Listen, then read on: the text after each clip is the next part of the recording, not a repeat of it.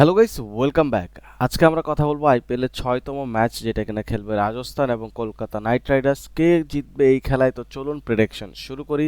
তার আগে বলি, আমাদের ভিডিও ডিসক্রিপশনে কিন্তু আমাদের টেলিগ্রাম লিঙ্ক দেওয়া আছে, সেখানে গিয়ে আপনারা 100% শিওর অ্যাকুরেসি রিপোর্ট পেতে পারেন। প্লিজ জয়েন করতে ভুলবেন না।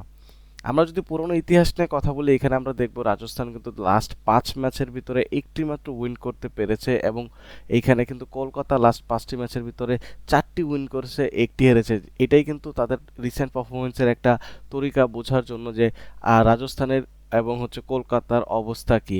বাট হেড টু হেড যদি দেখেন, কলকাতা এবং রাজস্থান যখনই খেলেছে লাস্ট 10টি ম্যাচের ভিতরে একটি হচ্ছে গিয়ে কেকেআর, একটি হচ্ছে গিয়ে রাজস্থান, এইভাবে জিতেছে। মানে 5টি রাজস্থান এবং 5টি হচ্ছে কলকাতা জিতেছে, এইরকমই এইখানে বোঝা যাচ্ছে। বাকি যদি আমরা একটু কথা বলি ওভারঅল পারফরমেন্স নিয়ে, ওভারঅল পারফরমেন্সের কথা বলে রাজস্থান তার 40% ম্যাচ উইন করে এবং কেকেআর কিন্তু 70% ম্যাচ উইন করে। দ্যাটস মিনস এর জন্য কিন্তু তারা লাস্ট বার ফাইনাল জিতেছিল। পয়েন্ট টেবিলের কথা বলে দুই দলই কিন্তু লাস্ট ম্যাচ হেরে এসেছে একটি একটি করে, এবং দুই দলই কিন্তু মাইনাস রান রেটে চলতেছে, সেটা কিন্তু 2.2-তে।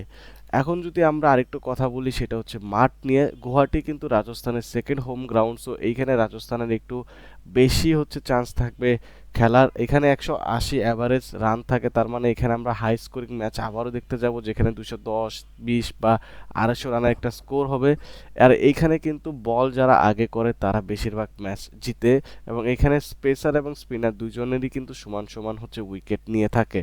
যদি এখানে আমরা কথা বলি প্লেইং ইলেভেন নিয়ে, সেখানে কলকাতার প্লেইং ইলেভেন আমরা আগে দেখতে পারবো, যেখানে কুইন্টন ডিকক কিন্তু গত ম্যাচে ফেল ছিল, যেখানে নারায়ণ এবং আজেনকে রাহানে দুর্দান্ত পারফরমেন্স করেছিল। ভেঙ্কটেশ আয়ার এখানে ফেল ছিল। রাঘুবংশী মোটামুটি এখানে একটা ডিসেন্ট ইনিংস খেলেছিল, এবং রিঙ্কু সিনও কিন্তু খুব একটা ভালো কিছু করতে পারে নাই। আন্ড্রে রাসেলও সেম জিনিস, সে খুবই বাজে খেলেছে, 3 বলে মাত্র 4 রান করে আউট হয়ে গিয়েছে। এইখানে যদি দেখেন, রামানদীপও কিন্তু খুব একটা ভালো করতে পারে না, সে নট আউট ছিল, বাট মাত্র 6 রানই করতে পেরেছিল 9 বলে। হার্ষিত রানা, সে তো বলার, তার কথা বাদই দিলাম। এখানে যদি দেখেন, জনসনও খুব একটা ভালো করতে পারে না। স্টিল এখানে কিন্তু বরুণ চক্রবর্তী এবং আরোরা কিন্তু ব্যাটিং করা বাকি ছিল, তাদের আমরা ব্যাটিং নাই ধরি। সো ওভারঅল যদি দেখি আমরা, এখানে কলকাতার ব্যাটিং লাইন আপ কিন্তু খুব একটা ফর্মে নাই, দেখাই যাচ্ছে মাত্র 2-3 জন ছাড়া। দেখা যাক এই ম্যাচে কি করে, বাট আমার মনে হচ্ছে এই ম্যাচে আজানকে রাহানে ভালো খেলবে, কুইন্টন ডিককও ভালো খেলবে, বাট সুনীল নারায়ণ খুব একটা ভালো খেলবে না এই ম্যাচে। আমার মনে হয় এখানে ভেঙ্কটেশ আয়ারও মোটামুটি এবার ভালো খেলবে, এবং রিঙ্কু সিংও ভালো খেলতে পারে। আন্ড্রে রাসেল আমার মনে হচ্ছে এই ম্যাচেও খুব একটা ভালো খেলবে না। এখন যদি কথা বলি আমরা রাজস্থান রয়্যালসের প্লেইং ইলেভেন নিয়ে, সেখানে কিন্তু আমরা দুর্দান্ত জিনিস দেখেছিলাম, যেখানে এসআরএচের একটা পাহাড় সমান টার্গেটের সামনে, যেখানে 286 টার্গেটের সামনে তারা কিন্তু 242 অলমোস্ট করে ফেলেছিল মাত্র 6 উইকেটে, যেখানে জয়সওয়াল ডেফিনেটলি কিছু করতে পারে নাই, বাট আমরা জানি সে কত ভালো খেলতে পারে। সঞ্জু স্যামসাং এখানে যদি দেখেন, সে দুর্দান্ত ইনিংস খেলেছিল 37 বলে 66 রানের। এখানে রিয়ান পার্কও খুব একটা কিছু করতে পারে না, এবং নীতিশ রানাও করতে পারে না, বাট ধ্রুব জুয়েল কিন্তু তাকে অনেক হেল্প করেছে নিচের দিকে এসে, এবং হেটমায়ারও কিন্তু দুর্দান্ত পারফরমেন্স খেলেছিল, দুবেও অনেক ভালো পারফরমেন্স এখানে করেছিল। সো আমার মনে হচ্ছে রাজস্থানের যে প্লেইং ইলেভেন, যদি তারা খুব ঠিকঠাক মতো হেল্প করতে পারতো, তাহলে এই ম্যাচ হয়তো তারা খুব আরও ক্লোজে গিয়ে জিততে পারতো। এখানে জোফরা আর্চার এবং গিয়ে শুভম দুবার একটা ইনিংসের নট আউট পারি দেখা যায়, বাট ডেফিনেটলি জফরা আর্চার বলার, সে গত ম্যাচে 76 রান খেয়েছিল, সো তাকে এই জিনিসটা ঠিক করতে হবে। এখানে পাথিরানা সুন্দর বল করেছিল, দেশপান্ডে বল করেছিল, সন্দীপ শর্মা অনেক ভালো বল করেছিল, এবং ফাইজাল ফারুকিও অনেক ভালো বল করেছিল, বাট এরা সবাই কিন্তু যেহেতু এখানে 286 রান করেছিল, সবারই কিন্তু অনেক পিটাই করা হয়েছিল। বাট ওভারঅল যদি আমার মনে হয় যে কেকেআর বা গিয়ে রাজস্থান রয়্যালসের যদি আপনারা ব্যাটসম্যান কম্পারিজন করেন, আমার মনে নামি দামি ব্যাটসম্যান ডেফিনেটলি কেকেআর এর রয়েছে, বাট এইখানে কিন্তু রাজস্থান রয়্যালসেরও ব্যাটসম্যানগুলো কিন্তু অনেক ভালো ইম্প্যাক্ট এনেছে।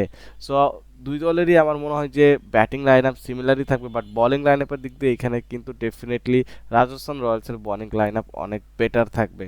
সো আশা করি আপনারা প্লেইং ইলেভেন অ্যানালাইসিং দেখে বুঝে গেছেন যে কে উইন করতে পারে। স্টিল আমি আপনাদেরকে আরেকটু এক্সপ্লেনেশন দিই। এখানে 6 ওভারে আমার মনে হচ্ছে 100, যেহেতু এখানে প্রায় 200-র মতো অলমোস্ট হবে, সো 6 ওভারে এখানে 50 থেকে 55 রান হবে, বা 60 প্লাসও হতে পারে। 10 ওভারে এখানে অ্যারাউন্ড আমার মনে হয় 90 থেকে 110 রান করবে। 15 ওভারে 140 থেকে 160 রান করবে। 20 ওভারে এখানে ডেফিনেটলি 180 থেকে 210 রানও করতে পারে। আর যদি লো স্কোরিং এখানে হয়ে যায়, আগে আগে উইকেট পড়ে যায়, ডেফিনেটলি এখানে 170 বা 80-র আশেপাশে রান করবে। টস জিতবে এখানে কেকেআর, ম্যাচ কে জিতবে আশা করি অ্যানালিসিং দেখে বুঝে গেছেন। না বুঝলে আমাদের ইমো হোয়াটসঅ্যাপ নাম্বারে মেসেজ করুন, সেখানে আমরা 100% আপনাদেরকে বলে দিব। বাট আমার মনে হচ্ছে এখানে প্লেইং 11 এবং হচ্ছে কি বোলিং এর দিক দিয়ে এখানে রাজস্থান রয়্যালস একটু এগিয়ে থাকবে। বাকি আপনারা যদি শিওর শট রিপোর্ট পেতে চান তাহলে অবশ্যই আমাদের ইমো হোয়াটসঅ্যাপে মেসেজ করতে ভুলবেন না। Take care, bye by.